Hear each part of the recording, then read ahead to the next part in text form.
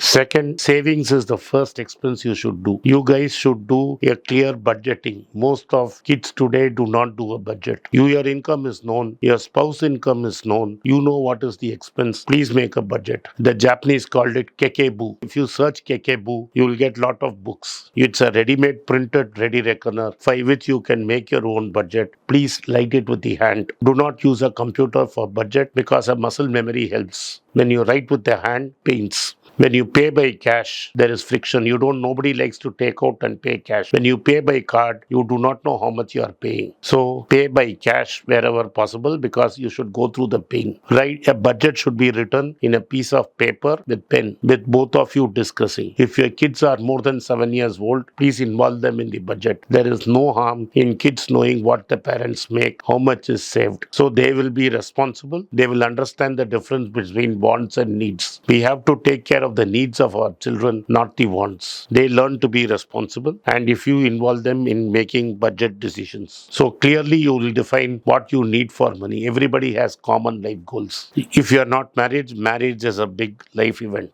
I don't believe in spending for weddings, but people in India borrow to spend. So if you are young and you have to contribute to your wedding, your parents don't have the money, you better save for the wedding because you are going to get nothing out of it. It's just trash. 1,000 people will turn up, eat meals, and you will not get anything out of it. But we don't have the guts to say this to our parents. It's a social pressure, totally unnecessary, but people do it. I have seen people taking 20 lakhs, 30 lakh loans on 2 days wedding, where everybody comes and has a good meal. And my mother used to say, wedding presents are a loan without interest. If somebody gives you a 5,000 rupee gift and you accept it, be assured in his house wedding, you have to give 5,000 rupee gift. So this is this should be completely avoided. It's between two people, near and dear, some 50 people, 100 people gather. I'll tell you an anecdote. Two of India's richest men got their children married at the same time. One was Mukesh Ambani. He called the entire world. The invitation itself cost a few lakhs. He called Amir Khan, Shah Rukh Khan, everybody to serve. Of course, you pay the day rate, they will come to serve in your house also. And the whole world knew that an Ambani wedding took place. A man much richer than Ambani, a man called Ratan Tata, got his brother's son married. And the bride was also from an equally big family called Kirloskar. I'm sure you would have heard of Kirloskar. Kirloskar is the partner of Toyota, for those who do not know. It's called the Toyota Kirloskar Company. So Kirloskar's daughter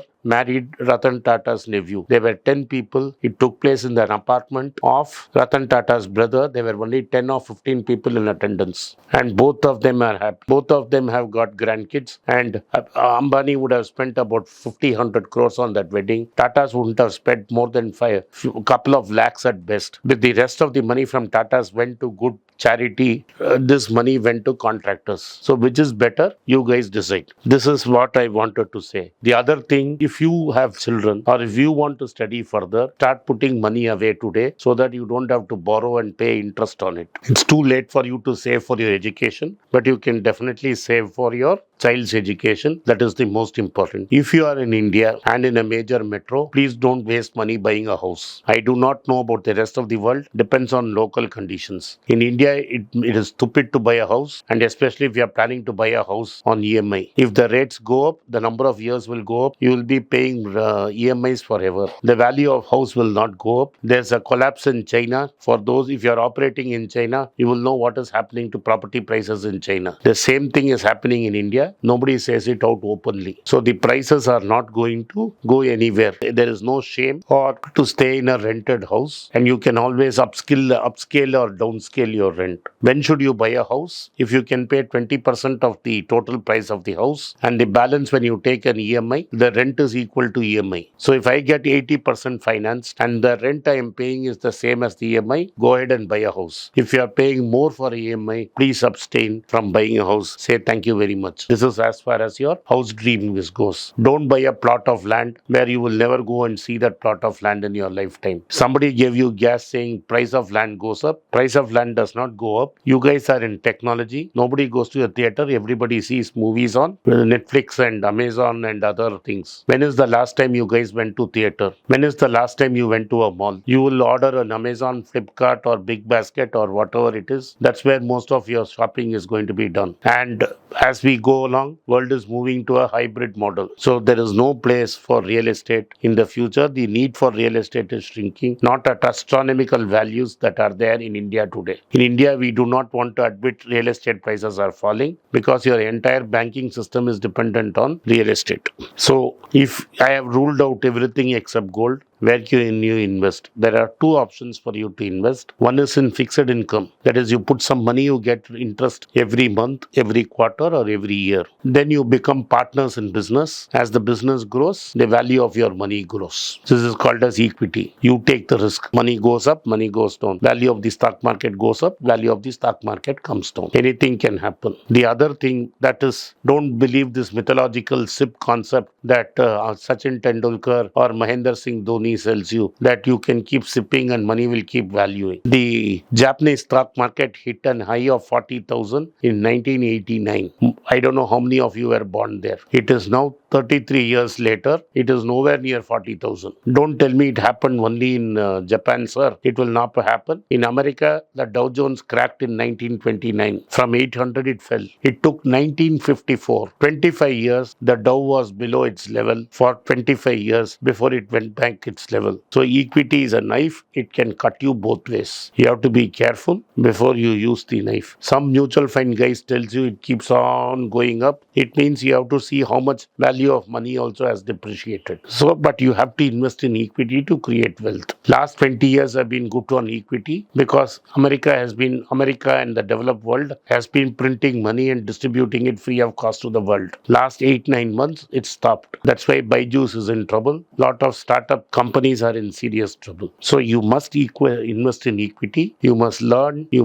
and experiment and slowly learn how to buy. You say, I don't want to take any risk. I don't want to learn. Buy the index fund, but don't assume that you will make 15%, 20%. Your index fund will grow at the rate of nominal GDP and that's it over a long period of time. So you will get between 8 to 12%. Anything more than that is gas. I'm telling you honestly. The other thing you should do, don't depend on a fixed deposit. A fixed deposit is a 100% way to lose money. Now, 5 years back, if I had put 100 rupees in a bank account, I could have bought 1.3 liters. Today, I could have bought 1.3 liters. At the rate of 5%, after 5 years, I cannot buy 1.3 liters. The value of the rupee has dropped. Not only petrol, diesel, meat, egg, tomatoes, onions, everything would have better to buy 1 liter of petrol and keep it in my house. I would have sold it at a greater profit. If you had bought kgs of tomato and stored it, you would have sold it at a bigger money. So bank is a place only to store money temporarily, what you need for 2-3 months. If you think fixed deposits is a great way, believe me, it is not. If you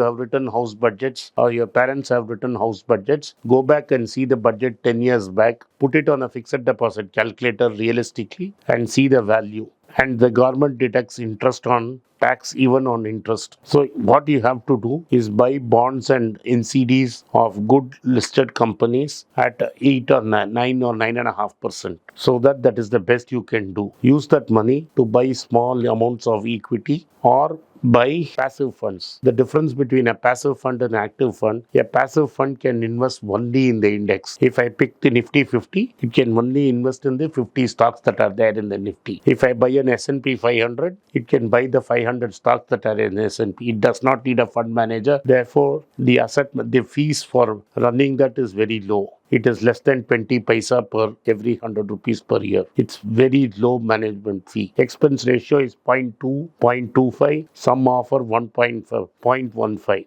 You can shift and use active funds. I don't recommend active funds because the expense ratio is 2%. So 100 rupees will become 98 if there is no gain. 100 will not remain as 100. 100 will become 98. So if you have to an active fund has to beat up the index by a margin of more than 2% every year. That is very difficult. You can do it with small amounts of money, but with thousands of crores in management, you cannot beat a passive fund year after year. Looking for a fund which beats the passive fund is like looking for a needle in a haystack. You will not find it because over 20 years, no fund can beat him consistently. The passive fund market in India is very young. It's only about 10 years old. So you don't have a long track record. You can go and read about it. There is called the Buffett took a bet with a lot of hedge fund managers, and it was not a small bet. It's a bet for $1 million. He said no fund can beat the passive fund. A group of hedge fund managers challenged him. So he entered a 1 million bet. It is called Long Bets 301. You can go and search that bet. The bet was entered in 2008 between a group of fund managers and Mr. Buffett. So this bet ran for 2008 to 2018. The fund managers used active funds. Buffett believed the Vanguard S&P 500 and went to sleep. Okay. Around the first year, the S&P 500 lost money. The active fund was leading. From every consecutive year, the Vanguard S&P 500 kept going up and up. Within the seventh or eighth year of the bet, the other team threw in the towel, and both of them agreed to deposit $1 million each to Buffett's choice of charity, which was a girls' choir. So it has been demonstrated. You don't have to go to an advisor who will tell you Anand Srinivasan is wrong. Please Google Warren Buffett. He is the greatest investor you will know in your lifetime. He is 93. He turned 93 about 2 weeks back. Go and talk about Long Bet 301, Buffett versus hedge fund managers. You will have the article. You will get the logic. You guys are intelligent. You understand the logic before you invest. No need to make a fund manager wealthy. If you want to understand equity, don't pick any stock because I am telling you or anybody is telling you. This is an era of social media influencers. SEBI is trying its best to curb it. You have to read yourself. You have to read a lot. You have to understand, put small amounts of money to see what is happening and see how you can grow it. My mother learned it the hard way. She taught me. I started at 17. It took me a long time to understand what it was. So you will have it's a journey. It's like solving a puzzle or doing a Sudoku. You will learn it over a period of time. You will have to get a liking for it. If you don't want to do it, just put the S&P 500 and a Nifty fund and forget it. So your options are only three in the current situation. This is for the current economic situation. When facts like Keynes said, when the facts change, I change my mind. You should also change your mind. But the facts have shown very clearly that the rupee is going to depreciate. Therefore, gold will go up in value. You will get 18 months window to buy gold at around 5,300 to 5,500. In about 18 months' time, gold will start to rise. And believe me, gold will hit 10,000 rupees a gram here. Similarly, some stocks, large cap stocks, which if you buy it correctly, which is why I say price is what you pay, value is what you get. If you buy the correct stocks, it will beat gold. The Nifty should in all logical construct, beat gold over a long period of time. Because our economy is young, India will not meet an accident like Japan or US. That is because we have a young country. South India is old, North India is very young. That is why you see a lot of North Indians working in South India. So India will grow for the next 30 years. In your lifetime, you can safely buy the Nifty, but don't expect 15-16% return. If you are unlucky, it's 8. You are lucky, it's 12 to 13%. This is the way you can grow your money. Gold, bonds, and passive funds. If you want to learn equity, you have the energy, invest the time and learn equity. It's a very interesting subject. This is what you have to do. Do not forget to buy a term insurance. Do not forget to buy a health insurance. If you want to buy a house, put up 20% of money. The balance 80% should substitute your rent. If you are even paying 1,000 or 2,000 more, please avoid. In the long term, 20 years down the line, I hope to be there. You will definitely be there and both will compare notes. There are micro markets like Whitefield in Bangalore where the rents have shot up because people have been forced to come to office. Otherwise, markets are flat. Thank you very much for having me today. I enjoyed this and I hope you enjoyed my presentation. I told you that I will be in Riyadh on the 22nd of September. The event place was not fixed. The team has now decided the event. It's in the holiday in Riyadh. Those who are in and around Riyadh and desirous of meeting me may contact the WhatsApp address below or the email. My team would get in touch with you.